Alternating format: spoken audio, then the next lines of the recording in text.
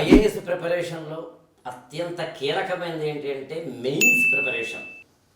Mains preparation ఎందుకు కీలకమైంది అంటే మనం దాదాపుగా 9 పేపర్లు రాయాల్సి ఉంటుంది.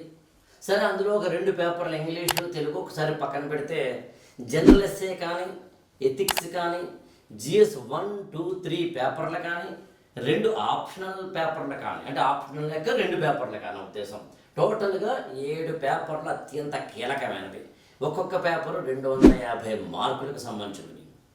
ఎలా చదవాలి వీటిని అన్నప్పుడు నేను ఒక 5 పాయింట్ ఫార్ములా చెప్పే ప్రయత్నం చేస్తాను ఈ వీడియోలో. క్విక్గా జస్ట్ వినే ప్రయత్నం చేయండి. 1, సివిల్ సర్వీసెస్ ప్రిలిమినరీ ఎగ్జామినేషన్ అయిపోయిన తర్వాత మెయిన్స్ ఎగ్జామినేషన్ ప్రిపరేషన్ చేయాలి అనుకోవడం రాంగ్.